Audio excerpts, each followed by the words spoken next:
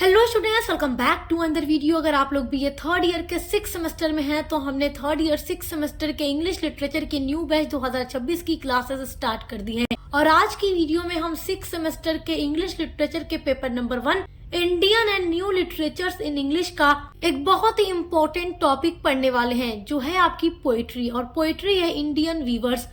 देखिए, बहुत सारी यूनिवर्सिटी में BS 6 सेमेस्टर के इंग्लिश लिटरेचर के पेपर नंबर 1 में सरोजनी नायडू की पोएम इंडियन वीवर्स दी गई है और ये पोएम बहुत ही इम्पोर्टेंट है आपके एग्जाम के लिए।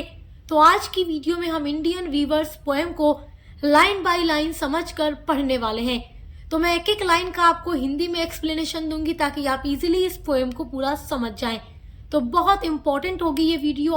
और देखिए, एक वीडियो मैं आपके लिए और प्रोवाइड कराऊंगी सरोजनी नायडू की बायोग्राफी के बारे में, तो आप उसको भी जरूर देखिएगा क्योंकि सरोजनी नायडू की बायोग्राफी एग्जाम में जरूर पूछी जाती है। इनके जो मेजर वर्क्स हैं वो जरूर पूछे जाते हैं। और उसके अलावा पोएम का क्रिटिकल अप्रिशिएशन है, क्वेश्चन आंसर है, मल्टीपल चॉइस टाइप क्वेश्चन है, सब पर हम अलग अलग आपको वीडियोज प्रोवाइड करा देंगे। आपको टेंशन लेने की बिल्कुल भी जरूरत नहीं है, यहाँ पर आपके हर एक सब्जेक्ट की क्लासेस कराई जाती हैं।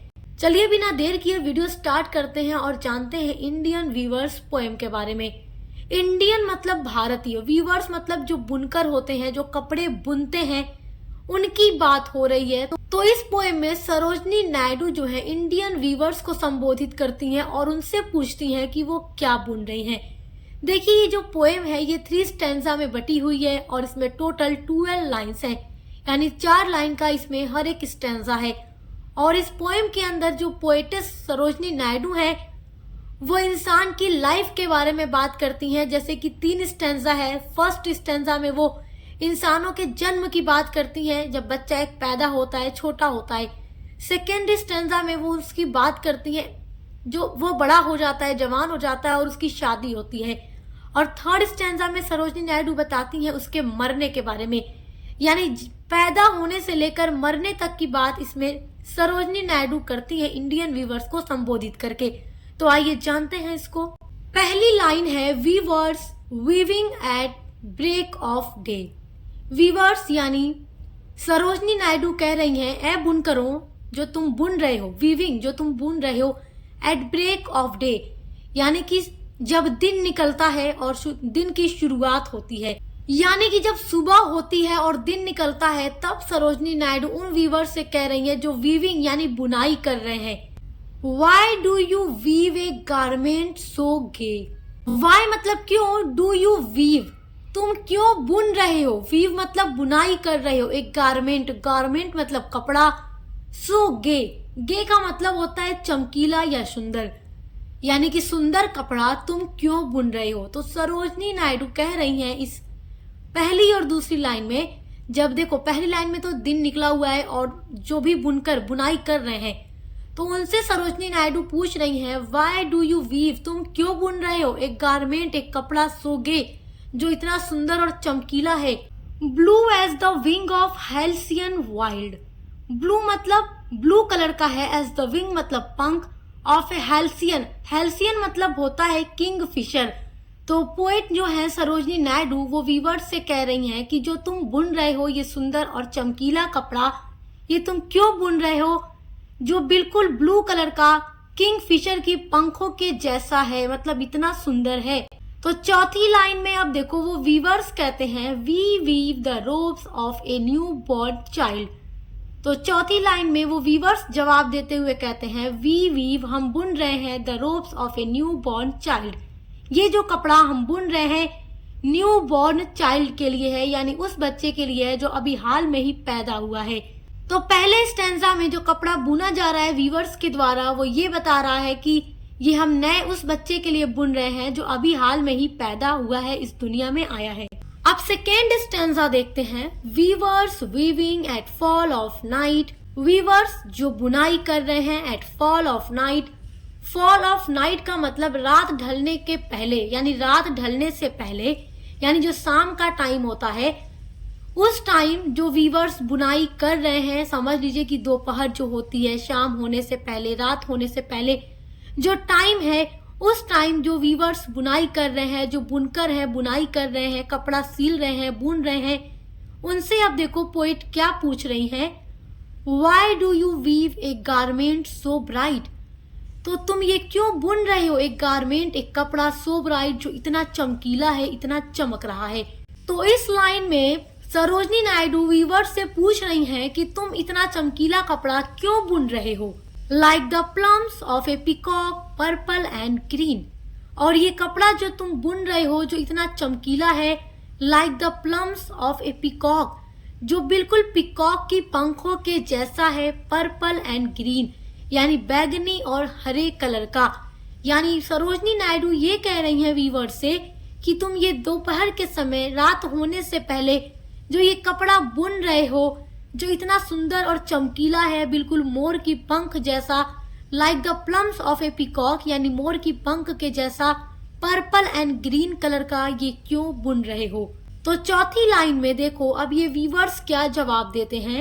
We weave the marriage veils of a queen, वो वीवर्स कहते हैं वी वीव यानी हम बुनाई कर रहे हैं, हम बुन रहे हैं, द मैरिज वेल्स शादी का जोड़ा, ऑफ ए क्वीन एक रानी के लिए।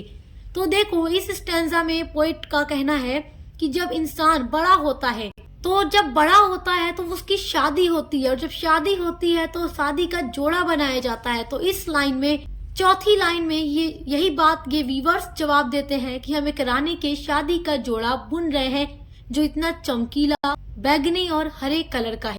अब थर्ड स्टैंजा देखते हैं इस पोएम का। Viewers weaving solemn and steel, जो वीवर्स हैं वो बुनाई कर रहे हैं, वीवर्स बुनकर जो है, वीविंग बुन रहे हैं, सोलेमन एंड स्टील यानी उदास और दुखी होकर के। सोलेमन एंड स्टील का मतलब उदास और दुखी होकर के।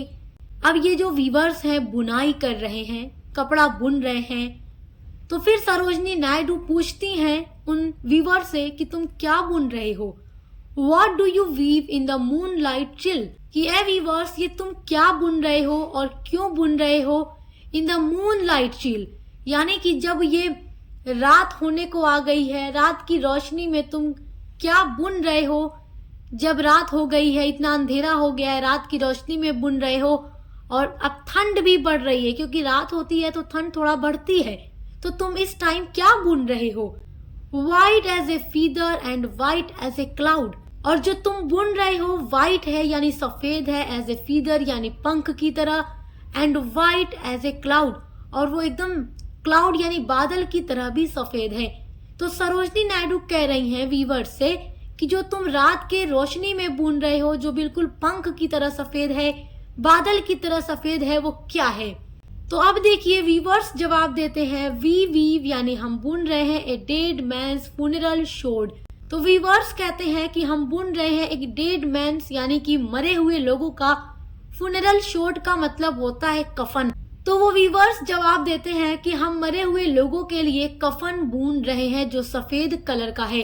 तो देखिए स्टूडेंट्स, इस पोएम के थ्रू सरोजनी नायडू ने ये बताया है कि जब कोई भी बच्चा पैदा होता है, यानी फर्स्ट स्टैंजा में उन्होंने बताया कि जब कोई बच्चा पैदा होता है उसके लिए चमकीले कपड़े बुने जाते हैं जो कि किंगफिशर की पंखों की तरह ब्लू होते हैं। तो ये जो नीला रंग है शांति और आशा और उसके नए जीवन का प्रतीक है, और यहाँ से एक बच्चे की जीवन की शुरुआत होती है, मासूमियत और उसके उज्जवल भविष्य की शुरुआत होती है। और उसके बाद जब वो बड़ा होता है तो सेकेंड स्टैंजा में वो उसकी शादी की बात करती हैं कि उसके शादी का जोड़ा बनाया जा रहा है। और देखिए अक्सर जो लड़कियां हैं दुल्हन बनती हैं वो लाल कलर के, पर्पल कलर के इस तरीके के कपड़े पहनती हैं, और यहाँ से इंसान अपने लाइफ में एक नई जिम्मेदारियों को एक्सेप्ट करता है और अपनी जिंदगी को जीता है। और थर्ड स्टैंजा में सरोजनी नायडू वीवर्स से ये पूछती हैं कि तुम ये सफेद कलर का क्या बुन रहे हो ए वीवर्स। तो वो वीवर्स यानी वो बुनकर जवाब देते हैं कि हम मरे हुए लोगों का कफन बुन रहे हैं। तो ये सफेद रंग शांति और अंतिम सत्य का प्रतीक है, यानी कि यही हकीकत है कि इंसान एंड में आकर मर जाता है, कफन पहन लेता है। तो इंसान की पूरी लाइफ को अपनी छोटी सी पोएम के माध्यम से सरोजनी नायडू ने दिखाने की कोशिश की है। आई होप कि आप इस पोएम को बहुत अच्छे से समझ गए होंगे, और यहाँ से जितना भी आपका इम्पोर्टेंट क्वेश्चन आंसर होगा उसके लिए मैं नेक्स्ट वीडियो आपके लिए प्रोवाइड कराऊंगी। और देखिए एक वीडियो मैंने और बनाई सरोजनी नायडू के बायोग्राफी और उनके मेजर वर्क्स के लिए, तो आप वो भी जरूर देखिएगा क्योंकि एग्जाम में लॉन्ग आंसर टाइप क्वेश्चंस में राइटर्स या पोएट का जो पूरा बायोग्राफी होता है वो पूछा जाता है। तो देखकर अच्छे से पढ़ाई करते रहिए, तैयारी करते रहिए एग्जाम की। Best of luck. हम मिलते हैं अगले वीडियो के साथ।